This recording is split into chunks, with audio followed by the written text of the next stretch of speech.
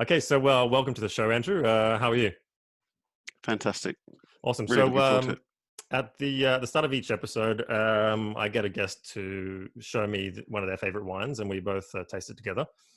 So can you just tell me a bit about what you've brought on the show today, and we'll open the bottle and have a taste. What do you think? I think that's a genius idea.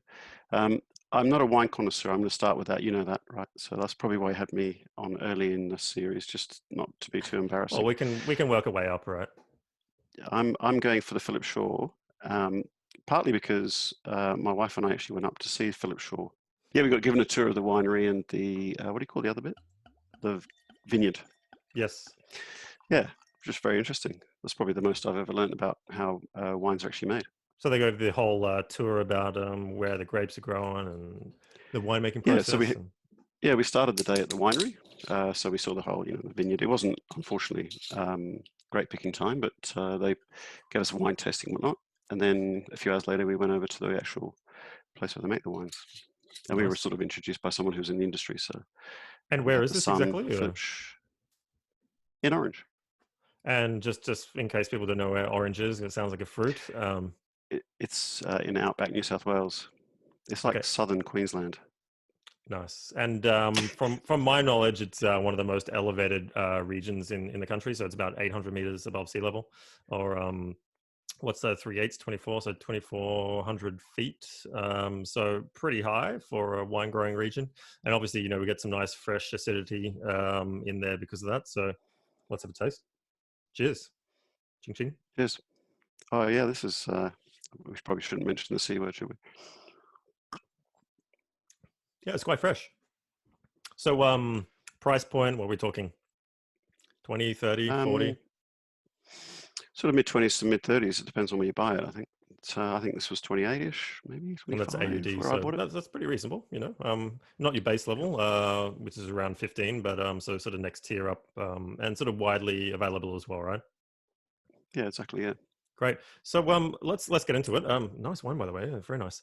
I suppose why I wanted you to come on the show was when I was planning these episodes. One of the first things I wanted to start with was mindset, specifically the growth mindset, because in entrepreneurship and in what I do, which is growth related, there's a term that comes up quite a lot. So, and you're someone who I had dealings with and noticed you embody a lot of these characteristics of someone with a growth mindset. But then when I asked you, you hadn't read the book, which coined the phrase.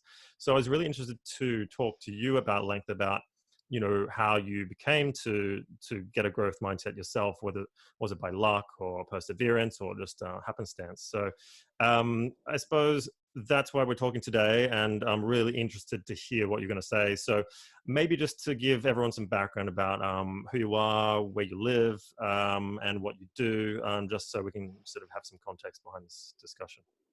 Over to you. Yeah, sure. Okay. So I'm Andrew Walker. I'm currently in between entrepreneurial gigs. Certainly wouldn't describe myself as a serial entrepreneur just yet, but I'm 50, oh no, 52, I think. I think I'm turning 53 this year. I'm not sure. Um, I was the ultimate geek when I was a kid. I was certainly had no aspirations to be an entrepreneur. I think everyone would have looked at me and gone, this guy is definitely not going to be an entrepreneur. I never did anything entrepreneurial in school or in university or in my first few years of work. Um, I was just a geek. I got into computers early. When I say early, I mean like in black and white television days, like 1975, when computers were something that you saw in a James Bond film. Wow. When they took up a whole building. Uh, Is this so when they had pre, little monitors and it was like black and white text and green text, or was this pre-green text or? sort of like that, but before they had monitors. So they had these things called punch cards that you had to uh, put your computer program into the computer using these cardboard decks about that deep with holes in them.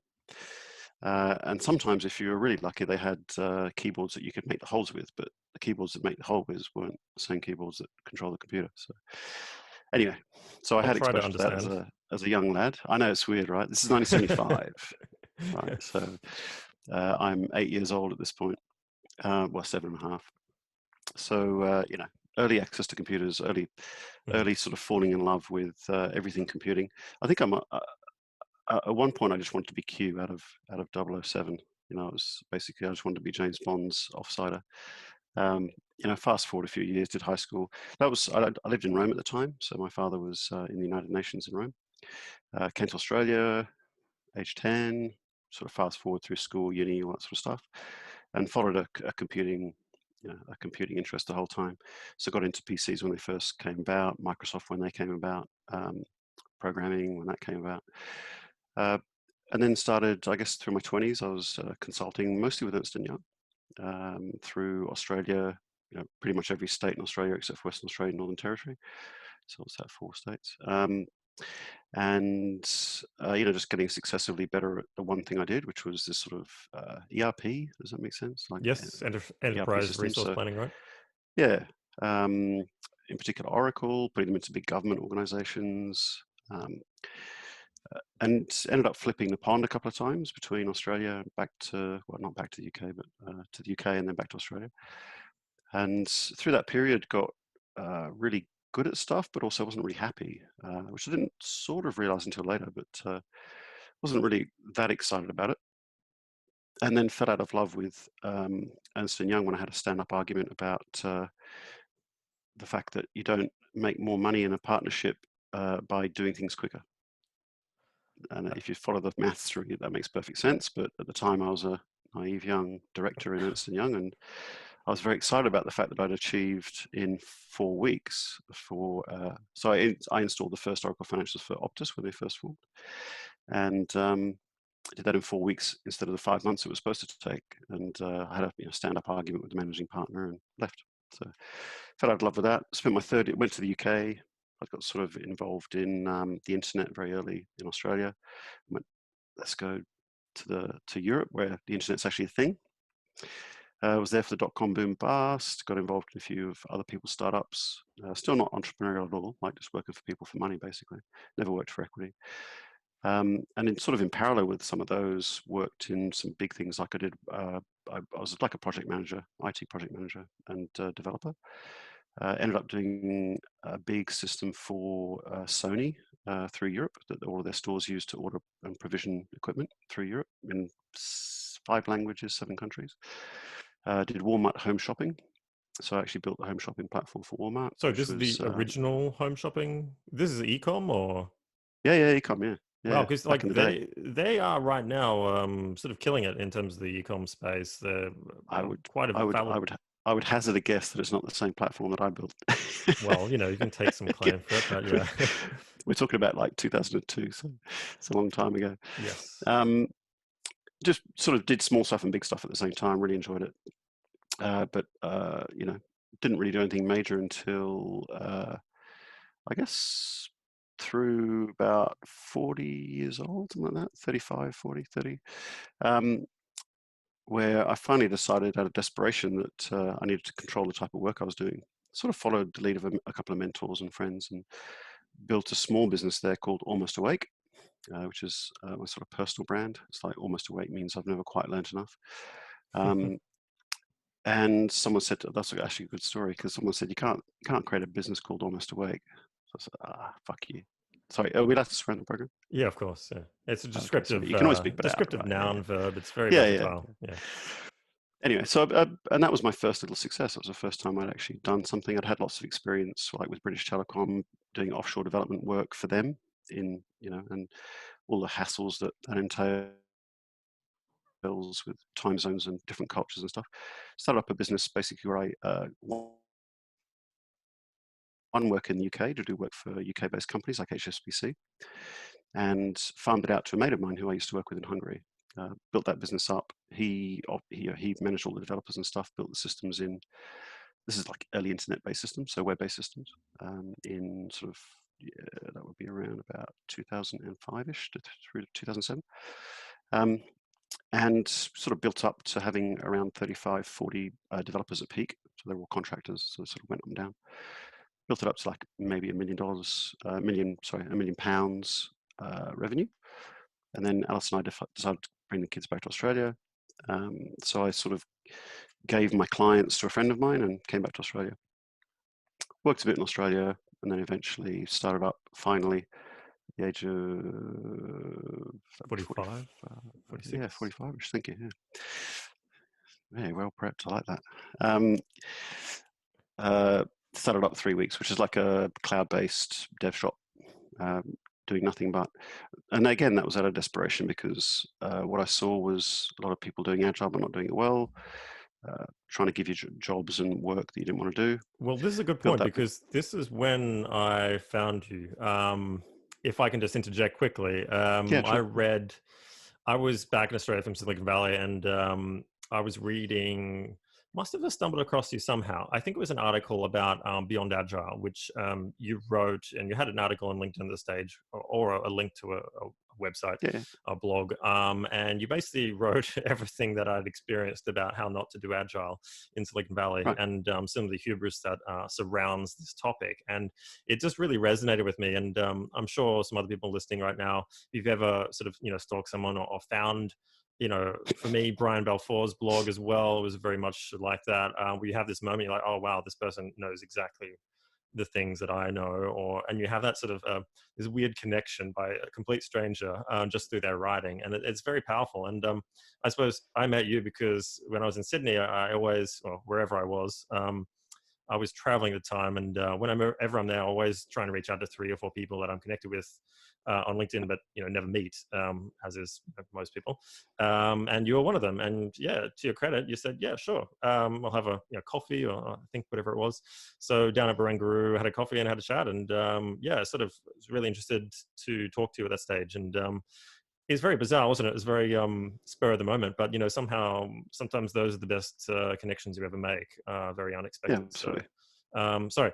Anyway, you go from there. So you were starting 3 weeks at this Yep. stage, or Software engineering company, but specializing in like a very specific version of cloud development called serverless, because no one else was, and we were sort of bored with all the old technology, which bizarrely is still in use today by 99% of companies. So we had to sort of sell projects a different way so that we could deliver them the way we wanted to deliver them, because we had to scope them up in a totally different way from the way that normal people would.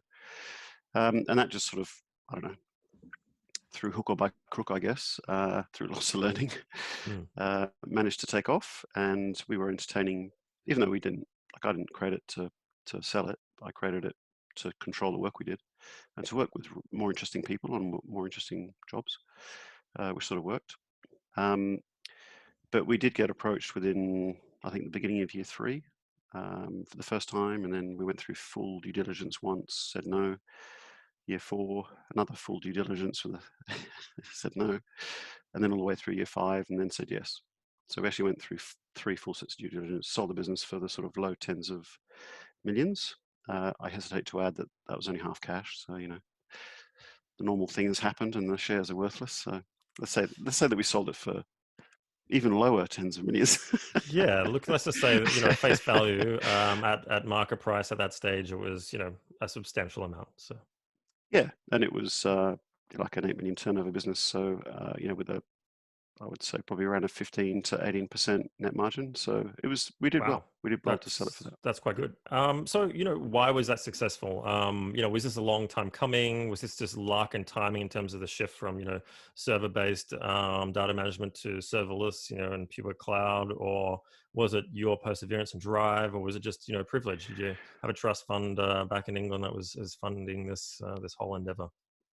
I think I'm not an and or sort of guy. I don't think so. I'm going to go with all three. The reality is that there's luck, right? So you and I are born into Western families. You get an education. There's a lot of luck, I think, for just where I started life. There's absolutely privilege, right? So I tell the story of what I had access to as a very young kid. Now, fair enough, I didn't start programming at the age of 8, but we had early access to a computer at home before PCs or MS-DOS were a thing, even before the Tandy TRS-80, which we then had, a Raybo 100, which is like a DEC piece of kit. So there was definitely privilege in that I had access to computing power that most people didn't have access to. So I started writing code at a reasonably young age. But it was just I just fell in love with it, so that's that's very important. But absolutely, if you talk to my family, they will say that I'm almost embarrassing in my perseverance. So I would have to accept that that is a tick in the box that I definitely do persevere. Almost to the point where you might describe me as being on the spectrum. Yeah. Okay, great. Well, it's good to know. So let's get into it. I suppose, my first question is quite open-ended. That's what the episode's about. So, what is growth mindset to you, and how would you explain it to somebody else? Well, it's interesting because I didn't realize that how much of my life was formed by something that I didn't have a word for. I sort of called it self-awareness. So for me, number one, growth mindset's about self-awareness. If you're not aware of what you're doing, then I don't think you can have a growth mindset. I think the second thing is you have to have this belief that you can rewire, you can hack your own psychology, you can change who you are by a bit of effort. You know, self-hypnosis would be the extreme example. If you love Darren Brown, which I do, Darren Brown's cool. Um, and then I guess the Mushrooms. third element that I hadn't, I guess, been quite so conscious of till I read Précis, the book, was this sort of deliberateness about how you then go about learning. So yes, I can hack my own mindset, but do I spend a lot of my time thinking about that, planning it, doing it? So for me, those things absolutely true in my life, and Okay, I would so characterize self-awareness, those. being able to reflect and sort of maybe judge yourself from an external perspective. Then you said, rewiring, so neuroplasticity, being able to learn new things or do things in a different way, and then having that sort of discipline to stick with it and persevere until you've mastered that skill or that thought. So those are the three things. Yes, Okay, and I would say not so much the neuroplasticity itself, but an awareness that it's there. That's a matter of scientific record that you can, people can, through psychology and through self-help and through whatever, they can change themselves. It's the belief that you can do that I think that's important. But sure. yeah, Okay, so do you believe you have a growth mindset? Then I would say yes. What do you think? I think my exact phrase would be, "Oh my lordy, yes." Okay, good. So then how do you know? You mentioned some things there, but how can you be sure? Maybe there's other people out there like you that are entrepreneurs and sort of have that same sort of fortitude and mental discipline. At what moment do you know you have a growth mindset and maybe you don't or not aware of it? So actually, that's a good sort of two separate questions. For me, I think how do I know today that I've got a growth mindset? The fact that I spend a huge amount of my time deliberating about what not to learn. For me, that's like it's the thing that it occupies a huge amount of my time is just what am I not learning now, and is that more important? Should I be learning that thing instead of this other thing? So it's like this focus thing.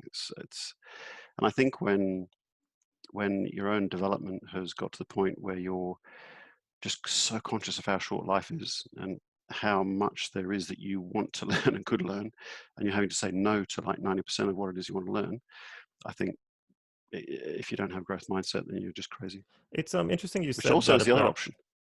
No, I like that answer. I mean, it sort of draws parallels with strategy. One of my favorite definitions about strategy is knowing what not to do rather than what to do, if you know what I mean. And that takes a lot more nous of your Yeah, situation. that's part of my working life. So, yeah, so that makes perfect sense to me.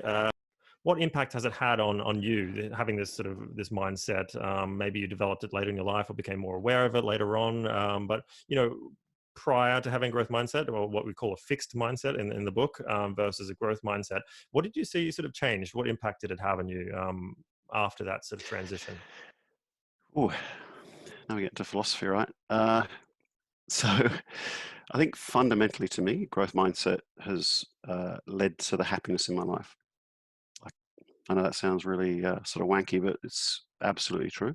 Um, in the first part of my career, like if you split my life in half at about early the early noughties, Hmm. um, you could characterize my life before that as being a fixed mindset, you know, a belief that I needed to demonstrate to everyone around me how smart I was. Young, uh, one of the youngest sort of directors in Ernst& Young was being defensive about my skills and my IQ and so forth. And then for whatever reason, leading through to some realizations about myself and looking at. So I guess I've always been sort of self-aware in some ways, but it took me a long time to realize that there was a pattern to what was happening, and when I was happy, especially in my work, but then eventually in my personal life as well. And just to interrupt, Uh, was that a gradual thing, or was there this trigger or aha moment that you sort of switched and went, oh, maybe you talked to someone, you read a book, there's a trigger. When did you make I that would say the realization? realization that I was these things all sort of overlap in a huge way, as I'm sure you'd appreciate. So, this whole move from working in consultancy to working in something else was sort of also followed by a realization I was getting less and less happy. I was chasing more and more money. So, I would just look for ways to earn more money because I was beginning to support a family, and that in itself had these huge pressures and, Well, there's no whatever. time So, like pressure of having a family like right now, and right, yeah, that's why I sort exactly, of yeah. wanted to talk about this and some of the troubles you had, because I think it's really poignant at this moment. So, was there pressure at all, or Yeah, so look, what I realized, I got less and less happy, and I could see the pattern, and eventually got to this point where I went, what's going on here? And that coincided with a period of 3 months out of work when I was paying a massive mortgage, and we were sort of bizarrely earning huge amounts of money, but we were sort of on the breadline, so we'd earn a bit, spend a bit, earn a bit, spend a bit, and didn't save anything. So that, I guess, that period of being out of work for 3 months is probably the catalyst for the sort of snap in the end. Um, but I'd been realizing it for a long time, and during that period, I had a lot of time to think and said, what's the pattern in the things that I've enjoyed in my previous life, and what's the pattern in the things I haven't enjoyed? And I came up with a bunch of, I literally just sat down and analyzed every job I'd ever done up to that point and went, oh, there's a pattern. And I realized that what I needed to do was go and work with people, take less money, go and work with people who could teach me things, because I'd lost every skill that I had when I was, whatever, 19 or 16 okay? But this is really easy to say, like go into what you find enjoyable and what makes you happy. or But whatever. sometimes that is something that doesn't pay the bills. That maybe it's something that doesn't produce a lot of money that you need to survive. So there is this balance between doing something for the money and something that you really like. And some people say their job is not a means to an end. It's just that pays the bills, and then they spend their weekends doing something they enjoy. So for you, you had a conscious choice that what you did in work wise was really important to you, and you want to change that for the better. Yeah, basically, that is true. I realized that the difference in what I would earn would be manageable, whereas before that I'd always catastrophized it. Um, what the impact of that would be, in the same way that being out of work now, with 3 mortgages to pay, negatively geared properties, I could catastrophize about that. But the reality is that the banks are going to back us up, the government's going to back us up. I just had a different state of mind back in those days. But what was interesting was looking back over the past and realizing that all the jobs that I'd enjoyed had certain characteristics about them, and that was what led to the um, sort of epiphany of the type of work that I had done, and in particular the type of people that I worked with. I'd enjoyed certain types of personalities, and that had actually had a flow-on impact to how much I enjoyed the work.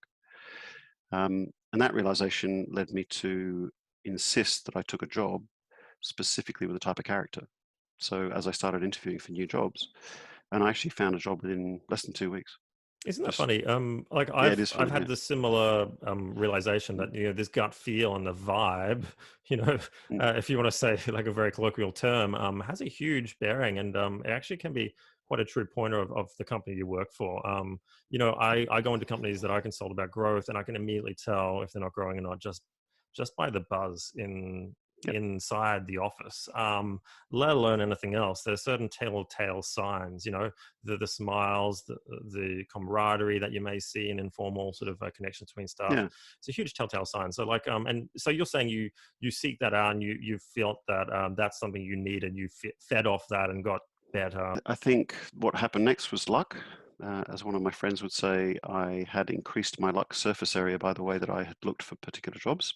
But I also had some luck in that, one of the first jobs that came across my path was just, one of the best mentor, the best mentor I've ever had in my life.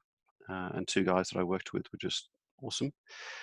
And I actually said to them after the interview, I said, guys, I want this job. Um, you know, you can cut my rate to this, but Paul, I need from you 2 hours a week where you just sit down and answer questions. If you're happy with that, then I'm happy with it. And Wow.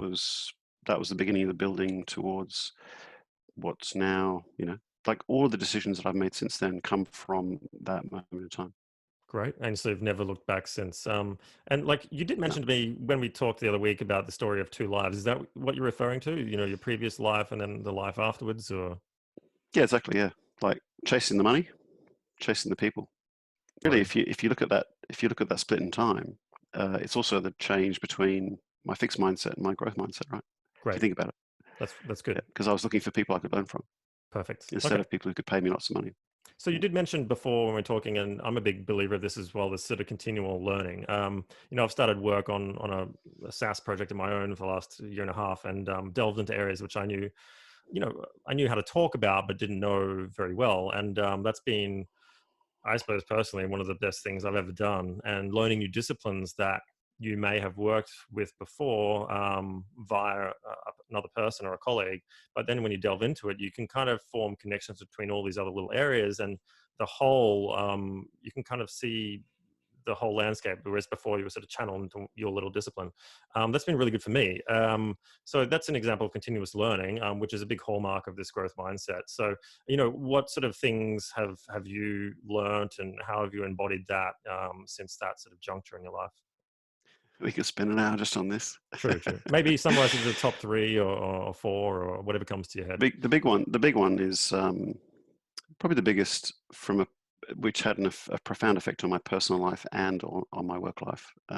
Eventually, was the decision to take a life coach, specifically with a goal of helping me create a work-life balance. So I'd done a bunch of stuff before that I would also describe as being sort of hacking my mindset. But it was the first time I combined the personal and the business, and it was the first time that I had such a massive Okay, change. I'll just stop you right there So though, because there's a lot of life coaches out there that peddle, this life intrinsic value, and are just frauds. How did you avoid all of those? There's a lot of them. Trust me, they try and connect with me every day on LinkedIn. this is a pattern that has followed me through my life, through the successful part of my life, is I go on recommendation. My wife had had this life coach for a long time, and I'd got to know her through my wife almost. I hadn't actually met her, but I sort of heard of the results. Um, and asked my wife's permission and said, look, do you mind if I approach her and try and get some sort of work-life balance? And started that way. Great. Okay. Um, yeah, and we're talking about again, I joke about being on the spectrum, but there's definitely a side of me that is just, it's sort of robotic, let's say, and very, very work focused. So not so much workaholic, but the focus of the brain is always on process and procedure, and it's almost like rocking backwards and forwards in a corner, but not quite as bad. And It's a productive so form of trying, that, maybe. it's ironic that a lot of the processes that I found to become more human than I had been before that were sort of procedural and robotic, because of course I had to hack my own psychology. Sure. So I had routines every morning where I would just go and I was okay. I've got to think about something for 10 minutes. I've got to think about something else for 15 minutes.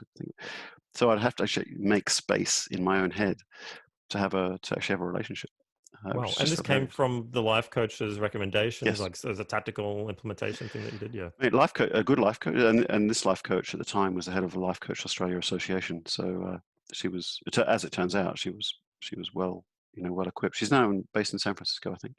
Wow. Um, but yeah, a good life coach basically says, what do you want to achieve? Like it's a very 90% of it's very passive. It's what do you want to achieve? How do you want to achieve it? They just draw it out of you. It's Sure. almost like Sure. it's almost like they're doing nothing, but because there's someone else, not you, you're accountable to them. I suppose this same thing comes in having an external perspective on yourself and asking those questions that Yeah, maybe in the back of your mind, but you haven't admitted to yourself yet. And this happens a lot with the agency principle sort of problem yeah, that plagues, business growth as well. So sometimes you need that agency because they're so outside of your ecosystem within your company, and look at it from a fresh perspective that, their perspective is so valuable, and it makes you question things that you were doing just because there were legacy systems and processes. So, I can completely understand that. You talked about systems and tools. Is there so you have discipline in terms of your procedures every day or on a time basis, but is there something within that or a thinking process that you combine into continual learning?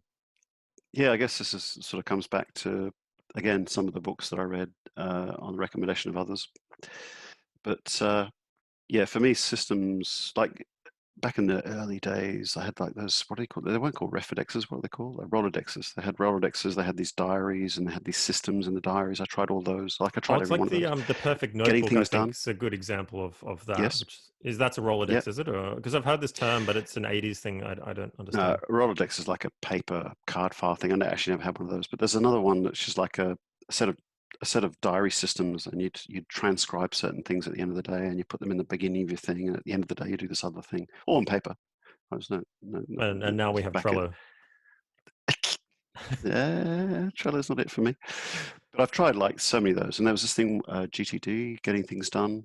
There's a whole system around getting things done. I tried them all, and I've used most of them successfully, and I find that every time my work changes in nature, I have to come up with a new system. So now I have bizarrely simple systems that are sort of always in my calendar, but that's come from probably 20 years of experimentation. Okay, So and that about to be one.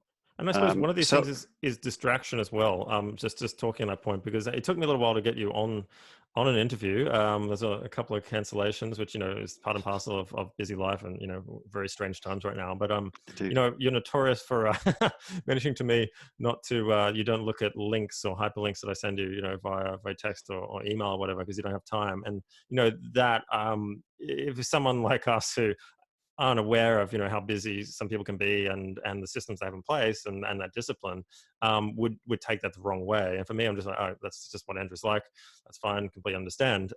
So that's something I've noticed. How do you stop being distracted from these systems that you may be implementing? Is that a discipline thing, or? so it's interesting you say that, because I think it's actually a negative, an unnecessary negative. It's an imperfection in the system. Um, when I'm when my process is working every day, people don't suffer from that. It's only when my process isn't working. So sometimes when things aren't working well, I put in my diary at the end of each day. This is one of the things, right? At 11:30 in the evening, I put a color code. It's either green. I just put like a half-hour meeting in my calendar, and it's green or it's red. And that is, did I stick to my daily process or did I not? And then it gets me psychologically. It's like red and green. My brain can't cope with that. It wants to see green. So it's like so the next step, Okay, so it's like motivated a red to flag to follow my you. process better. Yeah, yeah, Yes. absolutely. Yeah, Yeah, it's yeah. not a good thing. And there's a book that one of my friends, Dan, followed that is about this. It was it's it, and the minute he read the book, I don't think I've ever heard from him since. And it was I don't want to be like that. Um, but at the end of the day, I am not reading it. So I'll eventually read those things. I always have a system in my diary, but sometimes the stack of things that go from week 1 to week 2 is like 20 or 30 things long. So, and through the beginning of COVID, that happened, certainly. But yeah, look, I have a system. I have a daily process, a checklist. It changes over time. I change where I store it. I change how I track the things that I'm tracking. Sometimes it's a spreadsheet, sometimes it's my calendar. But I always have a system, and sometimes I follow it well, sometimes I don't. When I don't, I always don't feel good. So Okay, great. So maybe just moving on, we've got, one of these big things with a fixed versus growth mindset is this ability to adapt and change, and not just your skill set, but your personal qualities as well. So I often see these people on social media saying, they used to be an introvert, now they're an extrovert, or they're a learned extrovert and they've worked at this skill. And I'm a big believer in this as well, this flexibility to be a different person through training or development.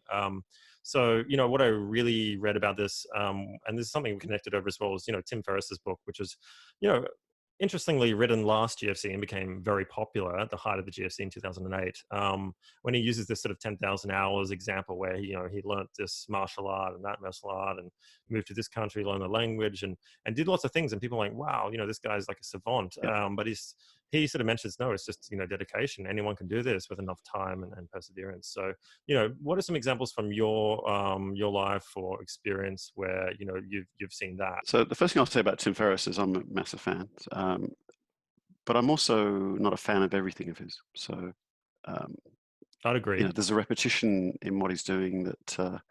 Anyway, The 4 Hour Work Week's a great book, so I'm not going to ever complain about that thing. My personal experience has been that I don't have to spend 10,000 hours on something to learn it. But at the other end of the spectrum, at the beginning of my life, I was absolutely an introvert. Just like I had one friend. I had one friend at the age of 10, 11, 12, 13, 14, Was this following an through. imaginary friend, or was it a human form, or? Different friend pretty much every year, but it Okay, was never imaginary. I was never that creative, okay, good. but yeah. And I would, like, if you look at the definition today of an introvert versus an extrovert, like I was all definitions of introvert at the beginning. Like I was shy, I was all those things, and also I wanted to be by myself if I was in a situation where I wanted to recharge my batteries. Hmm. But now I'm genuinely, like COVID's really I'm struggling with it because when I want to be around my friends and people to recharge my batteries, I don't have that. That's a pretty fundamental change. Like I'm genuinely an extrovert. I still love time by myself, but if I have the choice between the two to relax and chill and enjoy life, I'll be around people.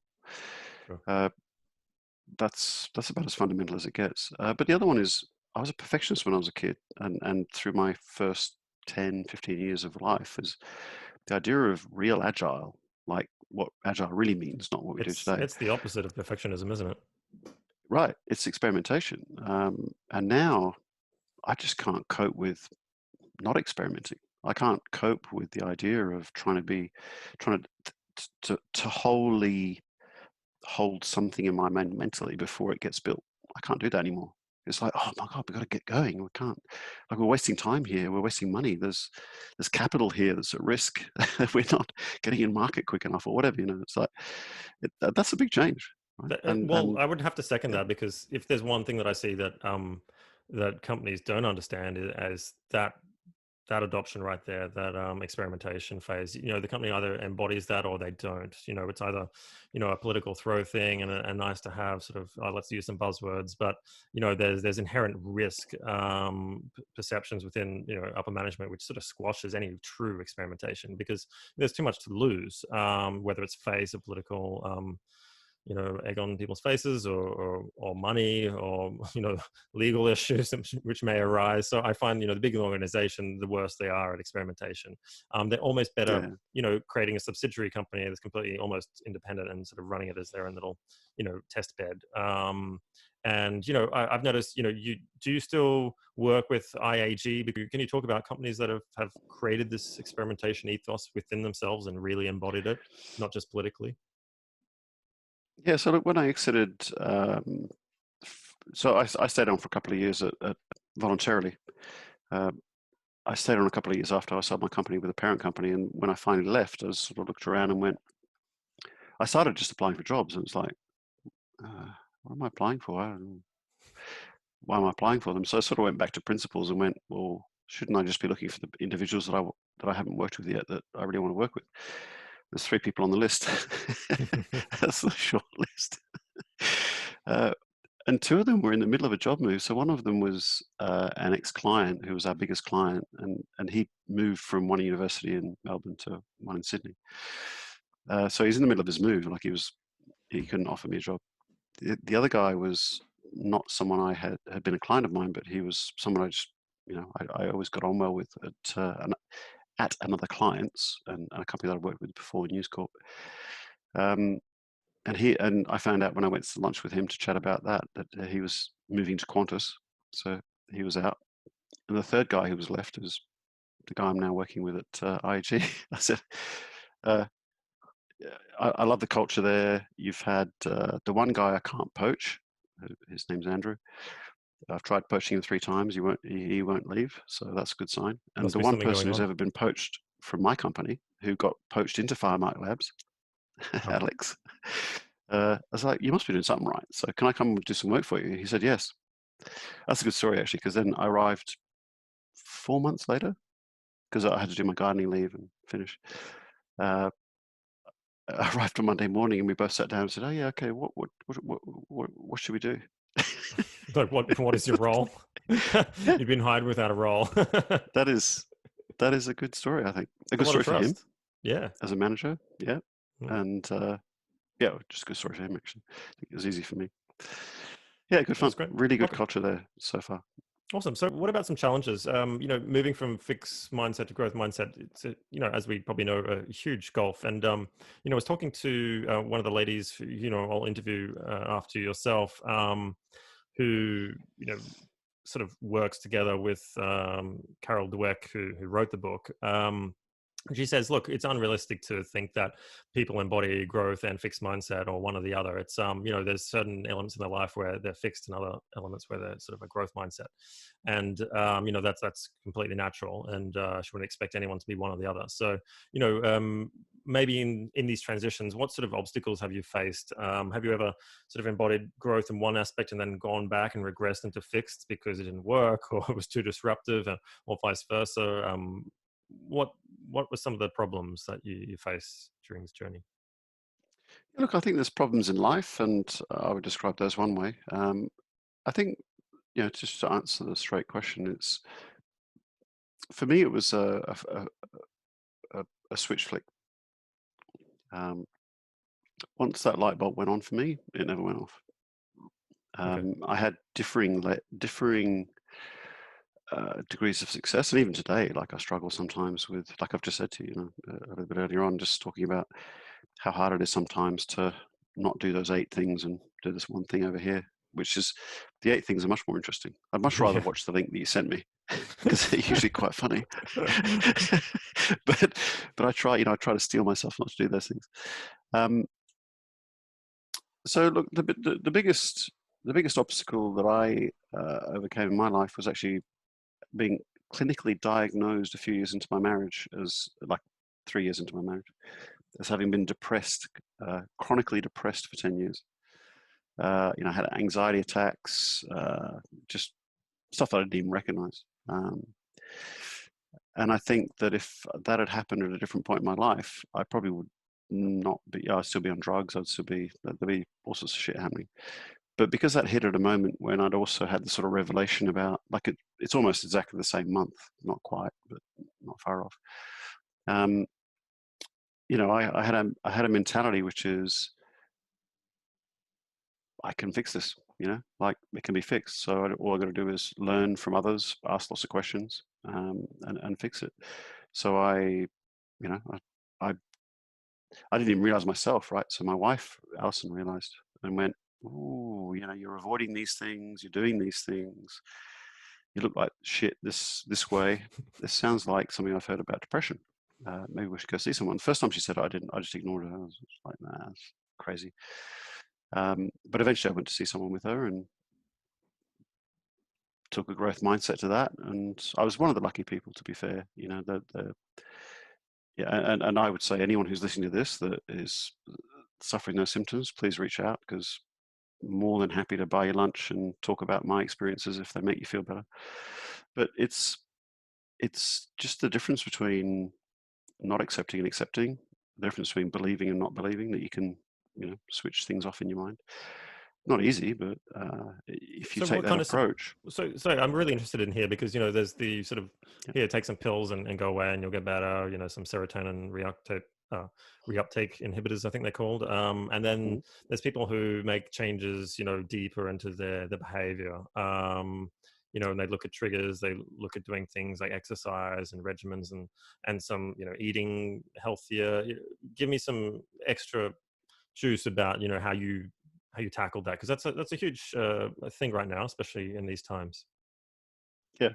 So the first point I would make is that I was lucky. So I've known quite a few people who've gone through depression and been treated for depression with various drugs and whatever. So I was lucky in that the first drug that I was given had a pretty good effect. I hypothesize that the part of the reason it had such a positive effect was that I was already in the right mindset. Um, but it worked. So it started to stabilize me. It took probably 3-4 months before it did. Um, and almost immediately, this is a long. You come off those drugs very slowly. You don't jump off them. Otherwise, you just end up back in the shit you're in. Um, so they worked. A. B. I came off them reasonably quickly, so I was off them within 9 months of starting. Um, but I think for me, I was always expecting a recurrence at some point, and I was preparing for that, and I was thinking to myself, okay, how did I get into that anxious state to start with? And this is the sort of catastrophizing that I was talking about earlier on. I think when you're in that state, the anxiety comes from this thing of, oh my God, everything's going to be a disaster. Like the smallest thing could be a disaster. Just someone Well, might talk running to a you at work business, about. you've got responsibility for people's wages. It's like a huge No, pressure. no, no. This is before. This is before. Okay. Yeah. But the challenges are still significant because you're still trying to you're still working your way. This is in the UK before I came back to Australia, but you're still in the process of earning an income for your family. You can still be dropped at any point. The outcome could be you can't pay your mortgage. And the ultimate, what I realized was, okay, there's stuff that happens, and there's how you think about it, and you choose the link between those two things. I'm a big believer in that. What you think creates what you say creates what you do creates It's what very sort happens, of right? reminds me of Stoicism, where you forget about things you can't control and concentrate on things you can, and have that sort of self belief that you can deal with things that are unexpected. That's probably a really bad, really simple explanation of that philosophy. But Tim Ferriss just yesterday actually released a video on exactly this. Oh, right. Okay, So there you go. perhaps are you sort of referring to that sort of philosophy at all, or I haven't seen it. I haven't actually seen it. I only read his book. I haven't okay, done anything else. Sorry, his first book.